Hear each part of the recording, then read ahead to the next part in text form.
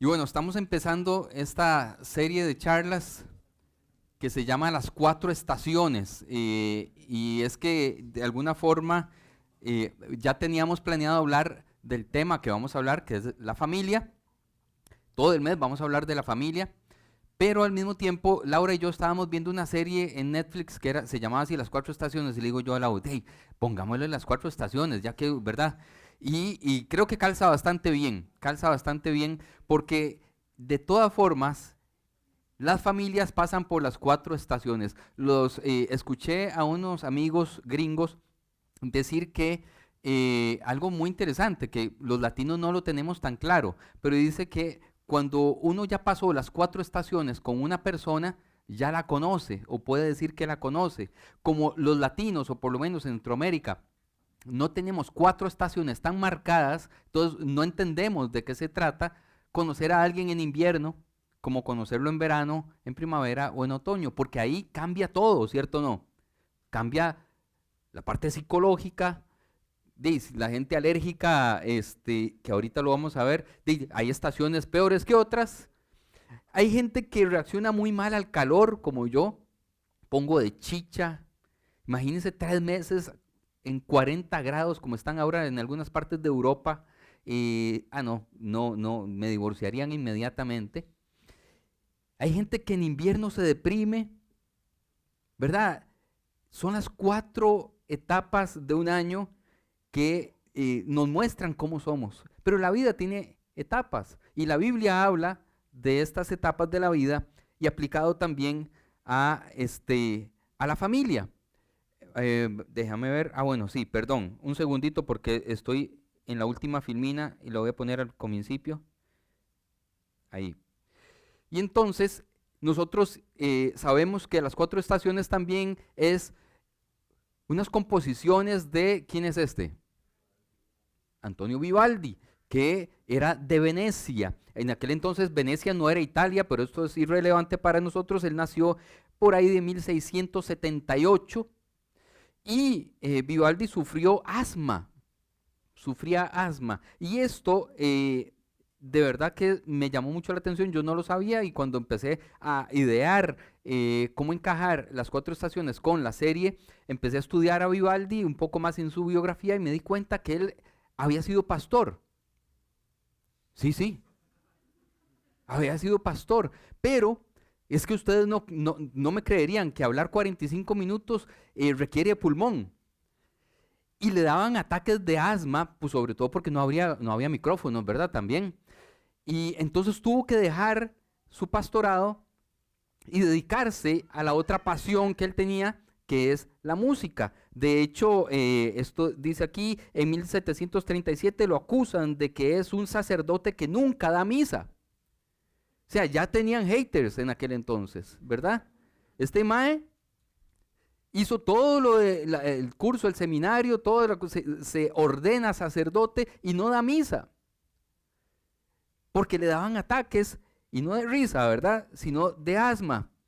Él responde a esos haters con una carta dirigida abiertamente que dice lo siguiente: no he dicho misa por espacio de 25 años, ya era un poco tarde, ¿verdad? Pero bueno, 25 años y no tengo intención de volver a hacerlo, no por causa de prohibición u ordenanza alguna. Es decir, alguien estaba empezando a sospechar, por algo será que lo sentaron a este mae.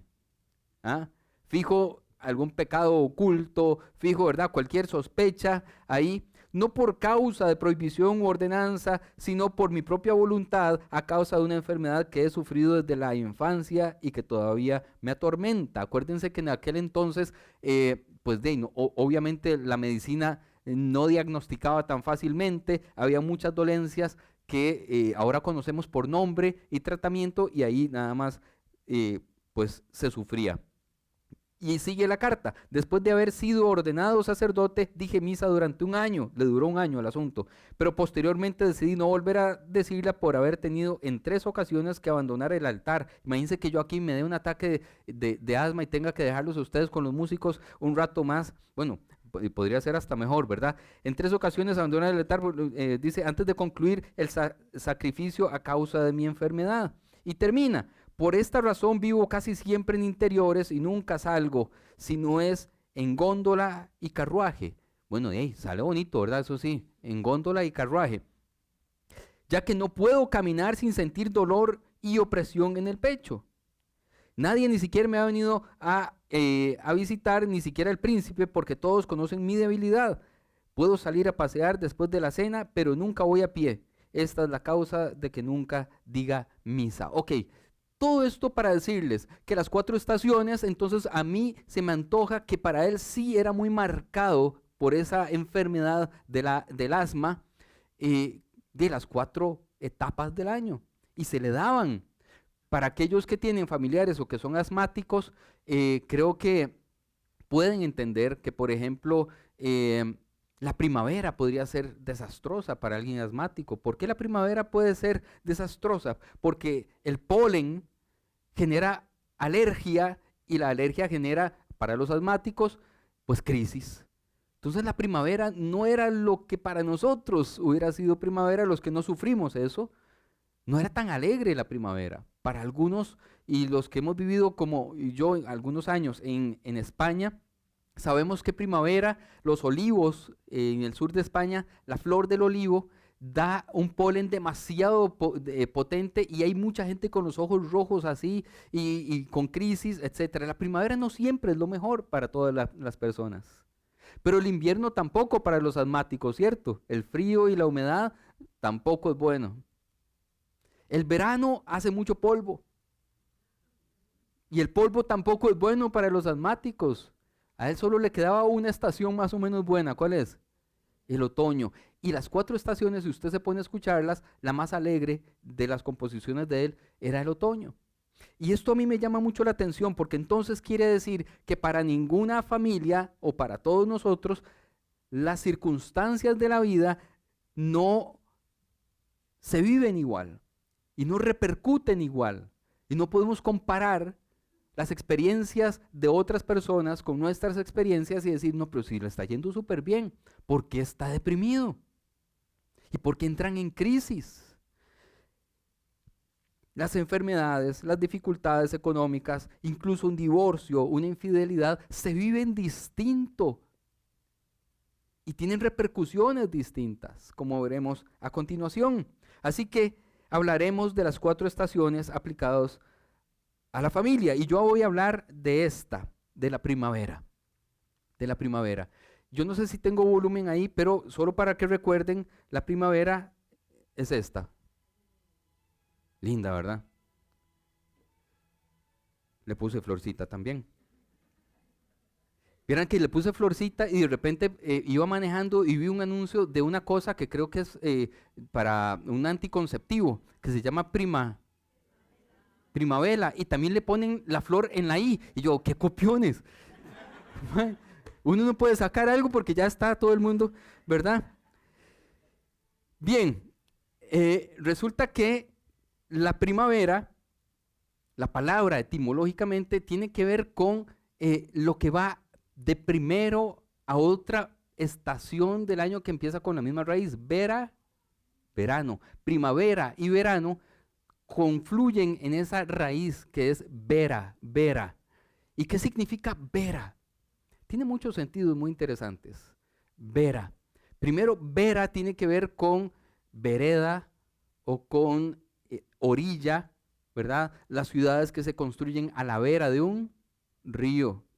O cuando vamos caminando juntos, vas a mi vera, junto a mí, juntos. Pero también tiene que ver con lo primero que ocurre, las primeras veces de algo. Y hablando de familia, vamos a hablar en torno a las primeras veces de una familia. ¿Y qué implica eso bíblicamente? Vera, vereda, vigor, fuerza. Todo eso está en esa palabra, primavera. La fuerza de empezar algo nuevo. ¿Cuántos se sienten bien cuando empiezan algo bueno, algo nuevo? Cuando terminamos una etapa y empezamos otra etapa y decimos, bueno, voy con todo. Entonces, vera, que antecede a una estación que va a ser dura. Entonces la primavera nos prepara para el verano. Toda esa etapa inicial de pareja que vivimos nos prepara porque ciertamente en el camino, y cuando yo caso a las personas, a parejas, les digo, no todo es luna de miel. El camino va a estar lleno a veces de flores y a veces de truenos y relámpagos, a veces caerán granizos y tenemos que estar preparados como familia. Porque sería ingenuo pensar que nosotros como familia vamos a vivir siempre en un jardín de rosas. Va a haber estaciones distintas. Llegará el invierno de vez en cuando. Llegará la enfermedad de vez en cuando. Llegará el otoño con todo lo que eso implica. El verano donde no se produce nada. Noten que el año tiene 2 estaciones donde se produce, otoño y primavera, y 2 estaciones donde no se produce, donde el campo no produce, verano e invierno. Y la Biblia habla muchísimo de esas 2 donde no se produce nada, del invierno y del verano. Y habla muchas cosas, ya lo veremos en la serie. Casi no habla de la primavera y casi no habla del otoño. ¿Por qué no habla? Yo me hice esa pregunta mientras estudiaba, yo decía, ¿por qué no hay tanto en la Biblia acerca de la primavera? Es porque cuando estamos en primavera y en otoño, estamos felices y todo está bien. Y nosotros nos enfocamos en las cosas y en las situaciones que nos hacen reflexionar cuando estamos en procesos de dolor, etc. Pero sí se habla de la primavera y vamos a hablar de eso. La primavera nos da fuerza para el verano y el otoño nos da fuerza para el invierno. No hay temporadas malas seguidas, no hay 2 temporadas malas seguidas. Siempre se van alternando entre la preparación y el momento del verano, la preparación y el momento del invierno. Dice Maquiavelo, el defecto habitual del hombre es que no prever la tormenta cuando hace buen tiempo. Para la familia esto es muy importante. Cuando estamos bien, es tiempo de disfrutar, es tiempo de vivir, es tiempo de sonreír, pero es tiempo de prepararnos. Ahora es tiempo de prepararnos porque sí, efectivamente, habrá momentos de dolor, momentos de escasez, momentos de conflicto, momentos de tristeza, momentos de enfermedad. Y si en las etapas buenas, abundantes de la vida, donde todo parece caminar súper bien, no nos preparamos conscientemente para cuando llegue el invierno o para cuando llegue el verano, entonces rompemos nuestras relaciones muchas veces. Porque no hemos sido conscientes de que no siempre estaremos en primavera. De que no siempre será una época donde todo camina fácilmente. Tenemos que aprender a preparar nuestra pareja, a preparar nuestra familia para cuando llegue el invierno o cuando llegue el verano. Hay un texto que no lo traigo aquí, no lo tengo preparado, pero lo estoy recordando en este momento cuando Pablo, el apóstol Pablo, ya está en la cárcel. Pablo está en una cárcel que para llegar a esa cárcel había que tomar un barco que duraba un buen rato y resulta que tiene un amigo muy querido. ¿Cuál era el más querido de Pablo? Timoteo, ¿cierto? Y le escribe una carta a Timoteo y le dice, ven pronto a verme antes de que llegue el invierno. Pablo está en la cárcel y sabe que se va a morir pronto o lo van a ejecutar y tiene un amigo que quiere que venga a verlo porque se siente solo. Pero le dice, ven antes de que llegue el invierno. ¿Por qué le dice antes de que llegue el invierno? ¿Qué tenía que ver? Pues resulta que pasan 2 cosas. En invierno no hay tráfico marítimo, porque se hunden los barcos. En aquella época, en invierno no hay tráfico marítimo. Y si no va antes del invierno, va a ser tarde. Va a llegar cuando él ya esté muerto. Y 2, habían por supuesto también barcos piratas que hacían fletes ilegales en invierno, pero corría riesgo de morirse en una tormenta. Entonces le dice, ven a verme antes de que llegue el invierno. Y esto para la familia es importante. Preparémonos antes de que llegue el invierno, antes de que sea tarde. antes de que sea tarde. Preparemos la familia, hablemos las cosas, ahorremos. Vamos a prever las cosas. Bien, esto ya lo dije, así que me lo brinco. Hay una historia, porque Vera, de donde viene primavera y verano, también es un nombre propio de mujer, ¿cierto? ¿Cuántos conocen alguna Vera? ¿Verdad? Vera. Hay una Vera muy famosa que era judía, rusa, llamada Vera Nabokova, porque se llamaba Nabokova porque era esposa de un escritor muy famoso. ¿Alguien sabe quién será? No, no se les viene a la mente. Vladimir Nabokov. Vladimir Nabokov había escrito, mucho tiempo después de conocerla a ella, un libro que se hizo súper polémico, que se llama Lolita. Ahora sí, ¿verdad? Ahora sí. Que si se publicara hoy, tendría toda la censura del mundo, porque es un roco que se enamora de una niña. Y habla explícitamente de la sensualidad y del erotismo y todo eso entre un viejo y una chiquita. Terrible.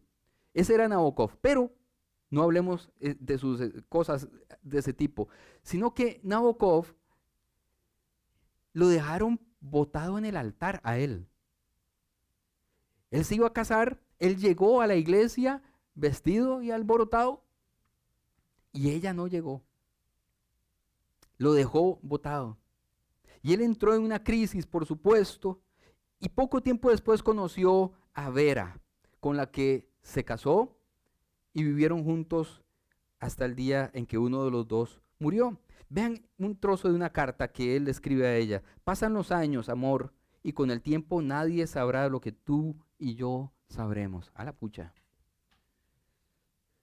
Habían secretos. Bueno, pero es que las parejas tenemos ese lenguaje que solo nosotros y nuestras cosas, nuestros secretos, que nadie más va a saber. Y cuando uno de los dos falta o muere, ese idioma, ese lenguaje se pierde para siempre también, porque era solo de dos personas.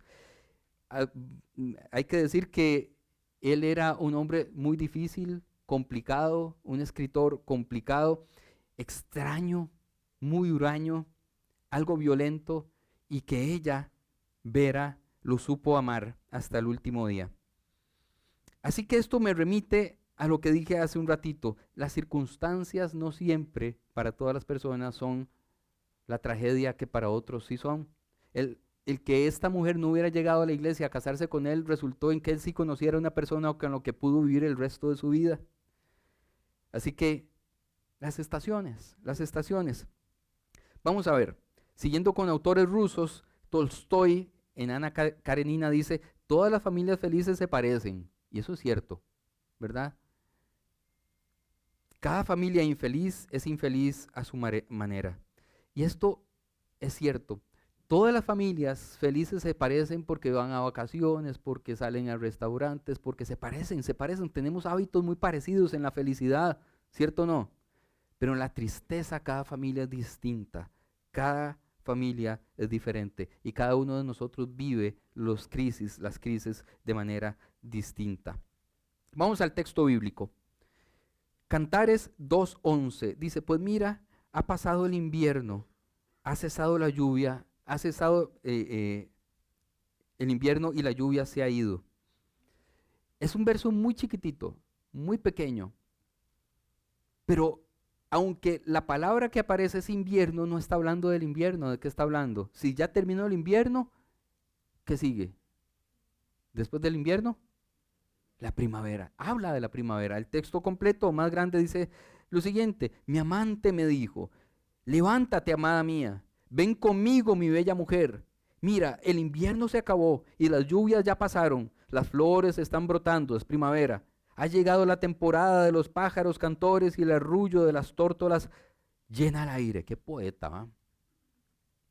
Se fue el invierno, la etapa terrible, y está hablando de una etapa que creo que todos hemos vivido. La etapa de soledad previa a encontrar a la persona para estar el resto de nuestra vida. Esa etapa que algunos sufren más que otros, y que se sufre muchísimo cuando parece ser que el tiempo avanza y avanza y avanza y no encontramos a la persona que responda, digamos, positivamente para estar con nosotros el resto del camino. Pero ellos se encontraron, esta pareja se encuentra y él le dice, ya pasó esa etapa, ya nos encontramos, ahora empieza algo completamente nuevo. Es una etapa donde ya no hay invierno, es una etapa donde los pájaros empiezan a cantar, las cosas florecen, la vida empieza de nuevo para nosotros. Y sé que hemos vivido etapas de esas en pareja, ¿cierto o no? Hemos vivido la etapa de la primavera donde todo es maravilloso, donde todo es ilusión, donde todo es, no sé, pasión, donde todo es maravilloso y todos los otros problemas de la vida quedan en segundo plano. Y hay una etapa para esto. Hay una etapa para vivir esa pasión y esa poética de la relación. Pero el Cantar de los Cantares, que es donde se enmarca este texto, tiene mucho más que decirnos. Y yo quiero que tomemos el resto del tiempo para estudiar algunas partes del Cantar de los Cantares para esa etapa de primavera, que no tiene por qué ser solo al principio, sino que podemos vivir etapas de primavera a lo largo de toda nuestra relación, a lo largo de los años, a lo largo de las décadas. Podemos regresar una y otra vez. Y el Cantar de los Cantares tiene algunas claves para eso. Y creo que he dicho y he pasado por aquí en varias charlas, pero vamos a repasarlo. Cantares 2:11 dice, las higueras comienzan a formar su fruto y las vides fragantes están en flor. Levántate, amada mía, ven conmigo, mi bella mujer. Esto se pone lindísimo, ¿verdad? Ahora, el texto de Cantares muchas veces ha sido interpretado como una relación de Jesús con la iglesia. ¿Cuántos han escuchado eso? Que Cantares habla de el matrimonio celestial entre Jesús y su iglesia, las bodas del Cordero. Pues a mí, en lo que vamos a estudiar hoy, me parece que es otra primavera, completamente, y creo que lo vamos a tener bastante claro. Vamos a ver qué es lo que nos dice el Cantares. En primer lugar, este poema habla de una pareja real, no mística, no de Jesús con la iglesia. Es una pareja de personas de carne y hueso que disfrutan de sus cuerpos como una forma de elevar el amor erótico y a un plano divino. Es decir, el Cantar de los Cantares, que está en el centro de la mitad del medio de la Biblia, nos está llevando a aprender algo para nuestras primaveras en nuestras relaciones de pareja. Es una pareja de carne y hueso que disfrutan de sus cuerpos y de sus tiempos juntos. El nombre de este libro es en hebreo Shir Hashirim, que significa el canto de los cantos, la canción de las canciones. Y usted dice, y qué raro, ¿por qué le llaman así? Nosotros en la Biblia tenemos muchas de estas. Dice el Santo de los Santos, que traducido normalmente le decimos el lugar santísimo.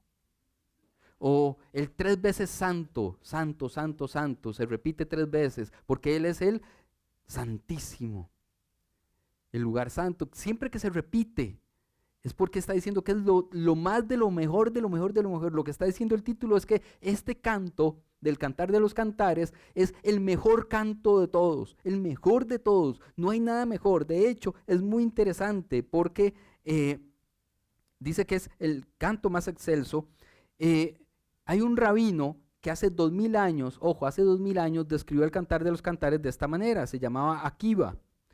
Dijo Akiva, el mundo entero no vale tanto como el día en que se le dio a Israel el Cantar de los Cantares. ¿Por qué el mundo entero no vale tanto como este poema? Contestó él. Porque todos los escritos son santos, pero el cantar es el santo de los santos. Eso está en Mishnah, el tratado Yadaim 3:5. Este rabino está diciendo, este canto, este poema que está en el centro de la Biblia es el mejor de todos. Es más, le voy a dar un nombre que solo le daría a dos cosas, al lugar santísimo del templo y a Dios mismo. Está en el lugar, en el santo de los santos. El santo de los santos, en el templo, estaba todo esto que no era, digamos, el patio externo, el patio de los gentiles, luego habían 2 o 3 instancias más, y entre más al centro era más sagrado el lugar, hasta llegar al lugar santísimo, el lugar donde solo habitaba la presencia de Dios y donde solo podía entrar el sumo sacerdote, y si tenía algún pecado, ¿qué pasaba? Palmaba y lo sacaban así porque iba amarrado con un mecate. Y este rabino está diciendo, en ese lugar santísimo, ahí pondría también el cantar de los cantares, que habla de sexo. Ahí pondría el cantar de los cantares, porque habla de erotismo. Y esto nos da a entender algo que cambia muchas cosas. Desde el principio, quienes leyeron este cantar de los cantares, lo leyeron en su contexto real, es decir, lo leyeron como un tratado de pareja, y elevan el erotismo y elevan la sexualidad humana a algo sagrado y primordial. Pero a mí me enseñaron en la iglesia que el sexo era malo, que casi siempre era pecado, que todos mis pensamientos en torno al sexo eran sucios y que todos los deseos que se salieran, digamos, de lo que me enseñaron en la iglesia, en la escuelita dominical, que, ¿verdad? Todo, yo recuerdo, qué daño, ¿verdad? ¿Qué daño hace esto? Yo recuerdo cuando yo era pastor de jóvenes, y creo que se los he contado, que llegó un muchacho, un adolescente, y me dijo, pastor, es que de ahí yo me siento muy sucio, muy pecador. Y yo, ¿qué hiciste? Me dice, no he hecho nada, es que tengo sueños mojados. Y yo, bueno, todo fuera como eso. Uno no peca soñando, no hay pecado en los sueños. No quiero que levanten la mano, pero ¿cuántos de ustedes han soñado que matan a alguien? Ojo, qué montón. ¿Y acaso se viene a ir a la cárcel por el sueño? Los sueños no son materia de pecado. No son materia de pecado, pero nos han metido la idea de que nuestros pensamientos y nuestros sueños y las cosas que están en torno a nuestro deseo son ya de por sí malas y pecaminosas. Pero el rabino Akiva hace 2000 años dijo, no señores, el erotismo y el deseo están en el lugar santísimo. Ahí lo ponemos porque elevamos lo que Dios nos regaló como un regalo maravilloso de pareja, para disfrutarlo de verdad a un lugar altísimo, el más alto de todos en términos bíblicos. Está ahí arriba. Así que por ahí el cantar de los cantares. Israel entendió siempre que el sexo y el erotismo son un regalo de Dios. Son un regalo de Dios. No son cosas del diablo. El diablo no puede dar algo tan bueno. Nos puede confundir, nos puede engañar, nos puede hacer tergiversar las cosas, nos puede hacer ensuciar las cosas, pero el sexo y el erotismo es un regalo maravilloso que solo puede venir de Dios. Solo puede venir de Dios y debemos entenderlo así. Así que el primer mandamiento de la Biblia, vean qué interesante, que aparece en la Biblia es multiplíquense, lo cual no era posible sin ¿qué? Sin sexo. Pero en el cantar de los cantares no hay intención de reproducirse, sino de disfrutar. Porque esa es otra mentira que nos dijeron a nosotros hace mucho tiempo. El sexo es para procrear. Yo recuerdo un profesor en el Colegio Monterrey, ayer hablábamos con alguien del Colegio Monterrey, yo no voy a decir el nombre del profe, pero yo soy hijo de pastor, ¿verdad?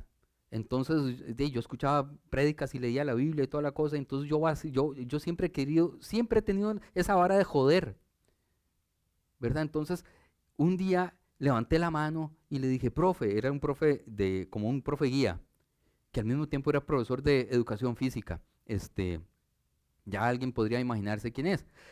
Resulta que aquí en el Cantar de los Cantares, el mae la describe a ella, que dice que él se quiere trepar a la palmera y agarrar los 2 cocos y comerse los cocos. Digo, no me imagino a Jesús haciendo eso con la iglesia, en primer lugar. En segundo lugar, para mí es demasiado específico, ¿verdad? Y esa palmera que tiene 2 cocos y que él desea tanto llegar a esos cocos y escala para comerse los cocos. Y yo entonces levanté la mano y le dije, ¿este versículo qué significa? Obviamente con toda la malicia del mundo, ¿verdad? Y el profesor dijo, no, los pechos de la mujer solo fueron creados para amamantar. Y yo dije, mae, este mae, yo tenía como 14 años. Yo dije, este mae debe vivir muy triste la vida. Muy triste. O me está intentando meter, porque eso es lo más normal, que en su vida íntima, siquiera los coquitos, ¿verdad? Pero cuando habla de eso, le da tanto pudor y tanta vergüenza y tanta culpa que nos dice que no, que eso no es para eso, que es para otra cosa. Nos metieron muchas cosas en la cabeza con respecto al erotismo, a las relaciones de pareja. Y llegamos a nuestra adultez con una sexualidad rota, golpeada, siempre llenos de vergüenza, llenos de dolor, llenos de culpabilidad. Y así llegamos a intentar disfrutar el resto de nuestra vida con nuestra pareja, llenos de todo eso. Y Dios tiene otro plan para nosotros en eso. Vean qué interesante, porque porque el Cantar de los Cantares lo que hace también es corregir lo que se arruinó antes. En Génesis, la primera familia pecó, y entonces hay un versículo nefasto, que es este, en Génesis 3:24, que dice, después de expulsarlos, el Señor Dios puso querubines poderosos al oriente del jardín de Edén y colocó una espada de fuego ardiente que destellaba al moverse de un lado al otro. Lo que está diciendo eso es lo siguiente. Ustedes saben que la palabra Edén en hebreo significa placer. El jardín del placer se llama en hebreo. Así es. Pero lo que está haciendo Dios ahí es decirles, ya no van a disfrutar nunca más del placer. Les pongo hasta querubines. No van a disfrutar. De hecho, ella en el Cantar de los Cantares dice, ¿cómo que no voy a disfrutar? Le dice, tú eres mi jardín privado. No tenemos que ir otra vez al Edén. Si yo te encuentro a vos y nos llevamos bien y hacemos las cosas correctamente, el Edén está en nosotros. Y podemos disfrutar del placer entre nosotros. Dice, tú eres mi jardín privado, tesoro mío, esposa mía, esto lo está diciendo él, un manantial apartado, una fuente escondida. Si uno lee en hebreo, que no voy a centrarme demasiado en eso, hasta dentro de un ratito, un par de ejemplos, todo tiene lenguaje sexual. Cuando habla de fuente escondida, está hablando de algo muy concreto, de las reacciones fisiológicas de la mujer. Un manantial apartado. Un jardín privado. En Cantares también dice, despierta, viento del norte, levántate, viento del sur, soplen en mi jardín y esparzan su fragancia por todas partes. Ven a tu jardín, amado mío, saborea sus mejores frutos. Yo no tengo que traducirles desde el hebreo, ¿cierto o no? Ven a mi jardín y saborea estos frutos, papá.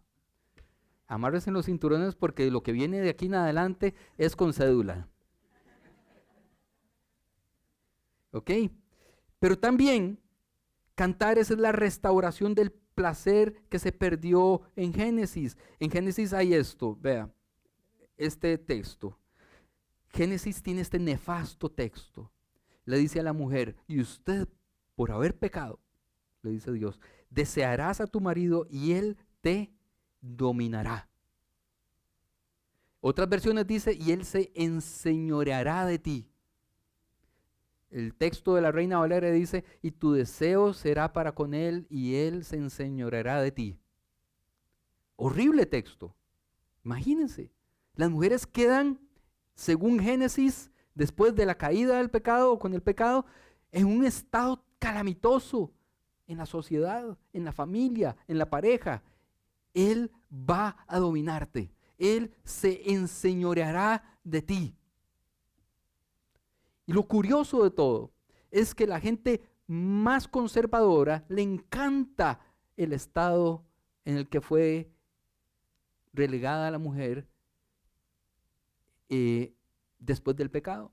Es decir, le encanta lo que sucedió y el estado de una mujer y de una pareja que están realmente bajo el influjo de la culpa, no restaurados. Porque entonces ahí viene toda la elaboración de que el hombre es la jupa, de que el hombre es el jefe del hogar. De hecho, costó tanto, tanto, tanto que se hablara de jefas de hogar en femenino. Ustedes saben que todavía hay gente que cuando uno dice jefa de hogar, se ponen tensos. Porque pareciera que ellas no pueden ser jefas de hogar. ¿Y cuántos están conmigo a decir que realmente normalmente lo son? Lo son. Y sobre todo, si han corrido como corren con tan mala suerte, un porcentaje enorme de mujeres que son jefas de hogar porque no tienen a la pareja ahí, porque las abandonaron. Desearás a tu marido y él te dominará. Y esto fue toda la teología durante muchos miles de años, de la predicación acerca de la mujer y acerca de cómo tenemos que relacionarnos. Ojo, cómo vamos a ser felices y disfrutar de la pareja, de la primavera eterna que puede suceder en una relación de pareja que fue planeada por Dios si vemos a uno de los dos como alguien a quien puedo dominar, a quien puedo mandar. Hay predicaciones que son apabullantes, espeluznantes, que yo he escuchado, yo sé que ustedes también, predicaciones donde el pastor dice que el hombre puede pegarle a la mujer para que aprenda. ¿Han escuchado algo así? Se las voy a mandar. Y que la mujer tiene que callar cuando el hombre habla. ¿Han escuchado algo así? Y que la mujer tiene que complacerlo a él con su cuerpo, siempre que él quiera, y no puede negarse. Y entonces tenemos un montón de violaciones dentro del matrimonio, y las mujeres no denuncian esas violaciones dentro del matrimonio, porque es casado, es mi esposo, tengo que hacerlo, la iglesia me enseña que tengo que complacerlo. Y por contraparte el hombre siente tanto poder, se siente tan empoderado del cuerpo y de la sexualidad de su esposa, que no solamente quiere dominar cómo se viste, con quién habla, a dónde va, sino cuándo tiene que sentir deseo. Y si no siente deseo, no importa, tiene que complacerme a mí. ¿No les parece una esclavitud? ¿Qué diferencia hay entre eso y la trata de personas? ¿Y qué hace el Cantar de los Cantares? El Cantar de los Cantares dice, sigue el Génesis. A la mujer le dijo, aumentaré tus dolores cuando tengas hijos y con dolor los darás a luz, pero tu deseo te llevará a tu marido y él tendrá autoridad sobre ti. Durísimo el Génesis. Cantares dice, yo soy de mi amado y su pasión lo obliga a él a buscarme a mí. Ojo, le da vuelta a la tortilla el Cantar de los Cantares. No es que el deseo de ella la va a hacer que quede siempre por debajo de él. Ahora el deseo de él lo va a hacer buscarme a mí, lo obliga a buscarme a mí. Cantares sana la desigualdad que provocó Génesis y restaura la equidad, la igualdad y la honra de las dos personas por igual. Y sigue. La pareja ahora se desea mutuamente, se busca mutuamente y se pertenece mutuamente. No hay dominio del uno sobre el otro, sino entrega, pasión, respeto y libertad. El Cantares restaura la sanidad de nuestra sexualidad, nuestro erotismo y nos devuelve a un Edén personal, sin vergüenza, sin rechazo, sin dominio, libres de desear y de disfrutar. Eso es lo que está sucediendo en el Cantar de los Cantares. Vean estas pinceladas un poco candentes de lo que está pasando en el Cantar de los Cantares. Yo no sé si es lo del tema o que aquí hay calor realmente en el ambiente. ¿Está caliente? Sí, bueno, pero se va a poner más caliente. La traducción es traición, dicen los italianos. Y entonces, ustedes y yo sabemos que cuando leemos el Cantar de los Cantares, los traductores seguramente dijeron, no, ¿cómo vamos a poner eso? Esto es demasiado. Ustedes saben que el Cantar de los Cantares los judíos permiten a los hijos leerlo hasta los 30 años. 30 años. O sea, porque si uno lo lee en el hebreo, que yo tengo el privilegio de leerlo en hebreo, realmente yo a mi hijo le diría cédula mínimo, ¿verdad?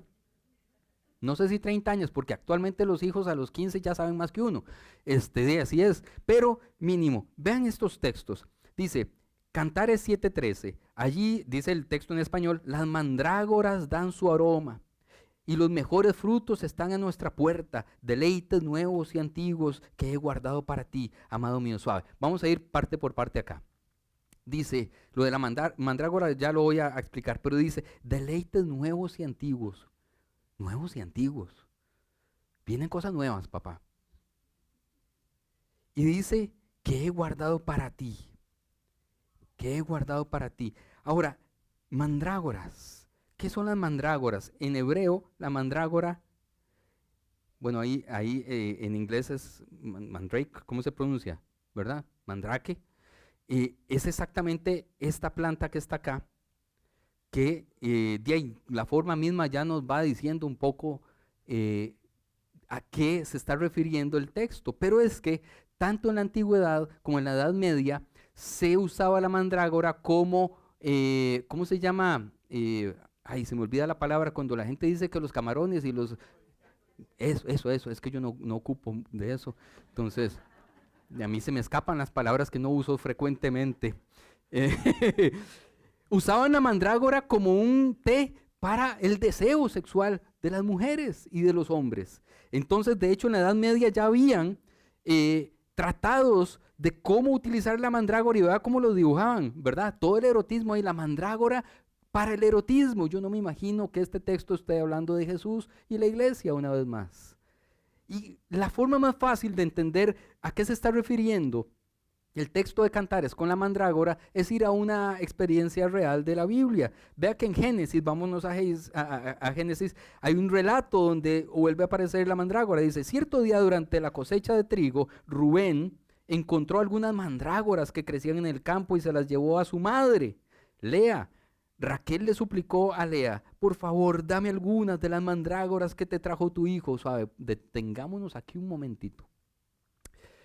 Hay una historia en la Biblia en que hay una persona que se enamora de una muchacha, pero el papá de la muchacha, el suegro, lo obliga a casarse primero con la hermana, Lea. Lea era la mayor, ¿verdad? Y Raquel era a la que él amaba. Y entonces hay conflicto entre ellas dos. ¿A quién va a desear más él? ¿A quién va a desear más él? Entonces Raquel le suplica a Lea, por favor dame mandrágoras de esas para que me desee a mí. Le iba a hacer un tecito al hombre, ¿verdad? No fue suficiente que me robaras a mi marido. Ojo, ya se pone tensa la cosa, ¿verdad? Ahora también te robarás las mandrágoras de mi hijo. Le respondió Lea con enojo. Raquel contestó, dejaré que Jacob duerma contigo esta noche si me das algunas mandrágoras. Ojo, qué cosa, qué situación. ¿Qué situación? Ella dice, bueno, hoy le toca a usted. Yo mañana le doy unas mandragoritas al hombre, va a fiesta, ¿verdad? Entonces, de eso se trata. Así que al atardecer, cuando Jacob regresaba de los campos, Lea salió a su encuentro. Debes venir a dormir conmigo esta noche, le dijo ella, porque por ti, pagué por ti con algunas mandrágoras que encontró mi hijo. Por lo tanto, esa noche él durmió con Lea. Qué fácil negociaban las cosas antes, ¿verdad? Se lo decían directamente, decían, esto va a estar así. ¿Ok? Pero entonces el Cantar de los Cantares utiliza la palabra mandrágoras para decirle, ella le está diciendo que hay un montón de deseo a través de las mandrágoras. Allí las mandrágoras dan su aroma y los mejores frutos están en nuestra puerta. Puerta. Ahí la palabra puerta es petah en hebreo, que significa vagina. Dice, los mejores frutos están en la vagina, está diciendo, deleites nuevos y antiguos que he guardado para ti, amado mío. ¡Pucha! Se pone bien candente esto. Después Cantares 5:4 dice, este es otro texto que vamos a traducir, mi amante trató de abrir el cerrojo de la ventana y mi corazón se movió dentro de mí. Yo digo, qué poético, pero no me está diciendo nada. De hecho, cuando me imagino al mae abriendo el cerrojo de la ventana, lo que me imagino es que se majó los dedos con la ventana y quedó ahí prensado. Pero realmente no está diciendo eso. Está diciendo algo mucho más íntimo. Está diciendo, es más, voy a poner la traducción directamente porque el tiempo vuela. Mi amado metió su mano por mi orificio. Esto es lo que dice literalmente. ¿Cuál ventana? No había ni ventanas ni vidrios en aquel entonces. ¿En serio? Metió su mano por mi orificio, mis entrañas tuvieron un clímax dentro de mí. Tiene más sentido esto con el texto, ¿verdad que sí? Está hablando de erotismo Y el texto en hebreo está diciendo esto. De hecho, es muy valioso este texto porque está hablando ella de su experiencia, ella mujer, hace muchos miles de años está diciendo que tuvo un orgasmo. Y por otra parte, todavía mejor o todavía más complejo para la gente más tradicional, está teniendo un orgasmo que no tiene fines reproductivos y que tampoco tuvo penetración. ¿De qué está hablando? Todo el mundo callado, ¿eh? Todo el mundo en silencio absoluto. Porque la sexualidad es mucho más de lo que nos dijeron. Nada de esto, nada de lo otro. No jueguen con eso. Solo hay una posición correcta de Dios para este asunto. Pero el Cantar de los Cantares nos está diciendo que esa primavera que podemos vivir en pareja es algo creado por Dios. Tiene el permiso de Dios y tiene tanto deleite y tanta profundidad como la pareja quiera experimentar. Como la pareja quiera experimentar. La primera pareja, Adán y Eva, pierde su unicidad por desobediencia. Consecuentemente, el deseo de la mujer se convierte en dominación del hombre. La segunda pareja, la del Cantar de los Cantares, afirma su unicidad a través del erotismo. En consecuencia, el deseo del hombre es placer para la mujer. Esto lo dice un teólogo, un biblista muy reconocido. Y tanto es así que el cantar inicia con una frase poderosa por parte de ella. Son las 12, me quedan 15 minutos e intentaré terminar todo el material que tengo porque estoy resumiendo. Vean cómo empieza. Bésame, le dice ella. ¡Huepucha! Sí. Pero es que tenemos que ponernos en el contexto de hace 4000 años. Si aún hoy a las mujeres no se les da el permiso de dar el primer paso, si aún hoy se señalaría a la mujer que da el primer paso en la vida sexual, en el matrimonio, en todo, imagínense hace 4000 años una mujer que le dice de primera mano, venga y bésame, bésame. Hay dos narraciones distintas en el Cantar de los Cantares y con esto creo que voy a ir terminando. Hay como dos cuentos de amor que podemos vivirlos de una forma muy distinta. Está el paradigma de Salomón. Acuérdense que nosotros nos dijeron que el Cantar de los Cantares fue escrito por Salomón. En realidad no fue escrito por Salomón. El texto dice que fue escrito, ya lo voy a ver, por Shlomona, es decir, por Salomona, una mujer. Ya vamos a ver eso. Pero entonces, el paradigma de Salomón es un paradigma machista que es el amor cortesano que nos ha llegado a nosotros en las películas de Disney y toda esa carajada. Que es más o menos lo siguiente. Vean cómo era ese amor. La provisión diaria de Salomón era de 6.600 litros de flor de harina y 13.200, eso es provisión diaria, ¿verdad? De harina, 10 bueyes engordados y 20 de pastoreo y 100 ovejas, así como venados, gacelas, corzos y aves de corral. Eso era lo que él ocupaba para ser feliz cada día en el palacio, porque era rey, ¿verdad? Era multimillonario, tenía todo. Tenía tanto y tanto poder que tenía 600 concubinas. Vea qué amor más romántico. Puede tenerlas a todas, porque tenía demasiado poder. Es más o menos como esto, ¿verdad? Todas, según el cuento que nos han enseñado, se enamoran del príncipe y del poderoso y del castillo y de las, ¿verdad? Se imaginan estar vestidas como princesas y todo ese cuento de hadas. Pero en la Biblia nos está diciendo ese cuento de hadas tiene un final terrible siempre, o casi siempre, ¿verdad? O sea, nosotros idolatramos esa vida, la vemos en las series, en las películas, pero ¿cuántas veces esta gente realmente ha llegado a la primavera realmente a lo largo de toda su vida? Hay otro paradigma en el Cantar de los Cantares, hay otro completamente distinto. Bueno, aquí me voy a brincar esto. La Sulamita como paradigma, a ella le llaman la Sulamita, que en hebreo es Shlamit, que es igual que es Salomón, pero en femenino. Es el otro cuento que cuenta el Cantar de los Cantares, que es muy parecido a esto. Es mucho más parecido a esto, es mucho más feliz.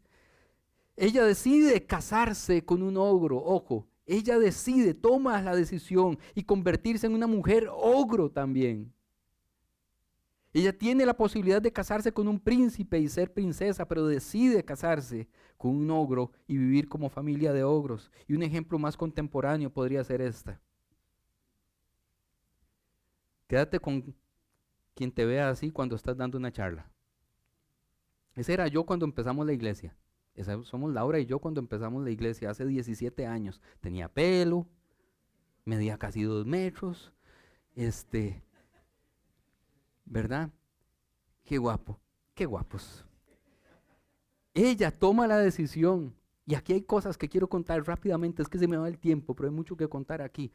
Yo, vengo sin pedigrí, ¿verdad? Sin mucho, y el pedigrí que tengo es de pastores y así, y eso no garantizaba un futuro demasiado alentador en la vida, realmente. Por contraparte, Laura, que dicha que no está, viene de una familia que Dios ha bendecido y ha prosperado, de empresarios. Es decir, éramos familias muy distintas, pero a mí me encantaba ella, me encantó en todos los sentidos. Y la primera vez que salimos, vinimos aquí a Escazú, al pomodoro que había aquí en Escazú, ¿se acuerdan de ese pomodoro? Y vinimos aquí y yo le fui con los tacos de frente, yo recuerdo y se los he contado, yo le dije, vea, yo soy pastor y voy a ser pastor el resto de la vida. Bueno, hasta que si no me despide el jefe, ¿va? Voy a ser pastor el resto de mi vida. Pero eso quiere decir que no vamos a ser millonarios. No vamos a ser millonarios. Puede pasar que me invente un negocio, que luego me inventé lo de la editorial, peor, no mentira. Es que, ¿verdad? Yo creo que, bueno, un día esto yo le decía a la U, yo creo que si uno se podría, como están los aguacates de caros, estoy pensando ponerme, ¿verdad? Bueno, no vamos a ser millonarios. Y eso es lo que va a haber, ¿verdad? Más o menos así va a estar la cosa. Yo veía que ella me veía con unos ojitos como diciendo, ay Señor, ¿en qué me voy a meter? Y yo decía, va a salir huyendo. Si ella me busca después de esta cita, Dios hizo un milagro. Porque ella tomó una decisión. No como princesa. No porque yo tenía un castillo que darle. No porque yo tenía y le ofrecía un futuro maravilloso de viajes y de un montón de privilegios. Le ofrecía plantar iglesias, mae. Ese fue mi ofrecimiento. Y ella se enamoró de ese ogro. Y convino conmigo formar una familia de ogros, con ogritos pequeños ahora. Y seguir haciendo iglesia. Y tener una primavera que se repite y se repite y se repite. Porque ustedes no se imaginan. Yo le leo cantares, le hago las traducciones que no les voy a hacer a ustedes y la cosa se pone buenísima. Se pone buenísima. Hagamos un pequeño análisis en los 5 minutos que me quedan. Bueno, siguiendo con nosotros como pareja, Laura católica, catoliquísima, yo panderetísima. ¿En cuál iglesia nos casamos? No, ninguna, mejor en un campo abierto, en un potrero. Ha sido un camino de 17 años maravilloso, realmente. Esto es el título de el nombre de esta mujer que aparece en el Cantar de los Cantares. Shalom significa paz. Shalomón significa el hombre que lleva paz. Y Shulamit en hebreo significa la que lleva paz. La que lleva paz. El Cantar de los Cantares no menciona a Salomón nunca. Menciona a la Sulamita, a una Salomona, mujer que toma las decisiones ella. No es un hombre el que decide por ella. Ni siquiera en su sexualidad, ni siquiera en la economía. Vamos rápido en esto. Voy a brincarme esto, es muy importante, pero se trata de ella, no se trata de él. El Cantar de los Cantares habla de una mujer y los derechos de las mujeres en las relaciones. En los poemas la voz principal es la de la mujer. Ella es la que dice, bésame. Ella es la que dice, ven a mi huerto. Ella es la que dice, tengo cosas nuevas y viejas para que disfrutes conmigo. Ella es la que dice, ella lleva la iniciativa en la mayoría de las escenas y situaciones. Ella entra en diálogo con el coro de mujeres. Esto no lo vimos, pero lo podemos ver después. Él nunca lo hace. La voz de la mujer abre y cierra el libro. Ella tiene un lugar importante en la sexualidad y en la relación de pareja. Para la Biblia no siempre es machista. Machistas han sido los traductores y los predicadores que predican y enseñan esa carajada. Pero Dios quiere que redivamos nuestras relaciones. En el Cantar de los Cantares encontramos el único ejemplo en toda la literatura bíblica en la cual la mujer habla por sí misma y nadie habla por ella. Normalmente en la Biblia dice, y Raquel dijo tal cosa. ¿Quién está hablando? Un hombre. Y María le dijo que sí al ángel. ¿Quién habla? Un hombre. En el Cantar de los Cantares ella habla, nadie habla por ella. Ella tiene voz y tiene voto sobre su vida y sobre su cuerpo. Y esto es sumamente importante. Ella dice, bésame, que me bese él. Y también dice, soy negra y hermosa, papá. Voy a terminar con este texto en unos minutos y luego quizás retomamos. Pero esto es muy importante. Soy negra y hermosa. Sus sentimientos y acciones no son transmitidos por otra persona como en el caso de las narrativas de Ruth o de Esther que hablan por ellas. Ella dice, yo soy negra y soy guapa, soy hermosa. Mucha seguridad, ¿verdad? Pero también aquí hay una herida. Vean lo que dice después. Mi amado habla y me dice, ven, mi amada, voy. Negra soy, pero hermosa. Soy morena, en otra traducción, pero hermosa. ¿Por qué ese pero? ¿Por qué ese pero? Oh mujeres de Jerusalén, morena como las carpas de Cedar, morena como las cortinas de las carpas de Salomón. Ella dice, yo soy así físicamente, pero soy hermosa. Como que se está disculpando por ser como es, ¿verdad? Yo soy así, pero yo creo que soy hermosa. Y esto tiene una explicación. En realidad sí, en hebreo es black, es negra, sakor en hebreo.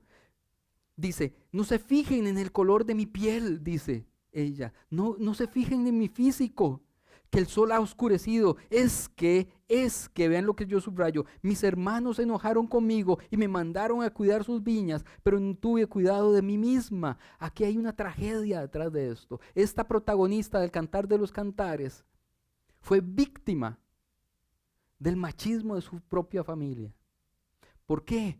Porque ella, creo que hay un texto que es un poco más explícito. Dice, no reparéis en que soy morena, porque el sol me miró, me quemó. Los hijos de mi madre se airaron contra mí y me pusieron a guardar las viñas, y mi viña, que era mía, yo no guardé. Lo que está diciendo es que ya no era virgen. Y sus hermanos se enfurecieron, ya no está el papá, se enfurecieron tanto sus hermanos, que la pusieron a hacer brete de hombres, a arar y cuidar las viñas, y por eso su piel está curtida, está quemada, está reseca. Y cuando ella dice, es que el sol me quemó, es que lo obligaron a trabajar como hombre, ya no le iban a poner como una persona, una mujer. En la antigüedad las hijas eran vendidas y les daban una dote bien grande, mucha plata. Las hijas eran un buen negocio, pero las hijas tenían que tener una característica, tenían que ser vírgenes, porque el que las compraba, si se daba cuenta que no era virgen, la devolvía y cobraba, de hecho, una multa enorme por haberlo engañado. Entonces los hermanos ya no la van a ofrecer como una mujer casadera, ahora lo ponen a trabajar como hombre. Y entonces ella toma una decisión y dice, no voy a vivir más esto, voy a ser libre, voy a casarme con quien yo quiera y voy a vivir como yo quiera y voy a tener el placer como yo quiera con la persona que Dios ha puesto delante de mí. ¿Por qué he de ser yo como una que se cubre con velo? En el Antiguo Testamento las mujeres se cubrían con velo solo si eran prostitutas, solo si eran prostitutas. Judá la vio y creyó, esto estamos en Génesis, que era una prostituta porque ella tenía el rostro cubierto con un velo. Ella dice, ¿por qué voy a ser tratada como una prostituta solo porque ya no soy virgen? ¿Por qué voy a ser tratada como alguien que ya no tiene valor solo porque ya no soy virgen? Y llega a él, este hombre anónimo, y la ama como ella es. Y ella toma las decisiones sobre su cuerpo y él ama eso de ella. Se me fue el tiempo, pero no es cierto que las mujeres viven con eso la mayor parte de sus vidas. Uno, se ven al espejo y ellas mismas piensan, este es mi cuerpo, es que el sol me quemó, es que. Y lo otro, ¿cuántas mujeres han vivido desde su familia esa opresión de su propia familia, sus papás, sus hermanos, sus tíos, de cómo tienen que vivir su vida, de sus errores? La presión de que tienen que ser perfectas, de que tienen que ser vírgenes, de que tienen que ser un tesorito ahí guardado y escondido, mientras que los hombres podemos ser, como decía, creo que era mi abuelo, decía, guarde su gallina porque mi gallo anda suelto. Ah, qué cáscara, ¿verdad? Las mujeres tienen que ser pulcras y los hombres experimentados. El Cantar de los Cantares nos dice, si quieren una primavera, si quieren empezar su relación, su vida y experimentar esto, hay algunos requisitos. Y hay que romper con el estigma y con las consecuencias del pecado original que ponían a la mujer debajo del zapato del hombre. No va a haber felicidad, no va a haber no va a haber primavera, no va a haber erotismo sano, no va a haber sexualidad sana si la mujer sigue bajo la suela de los hombres. Porque no va a haber felicidad completa si una de las dos partes no está siendo feliz y libre. Pongámonos de pie, vamos a orar.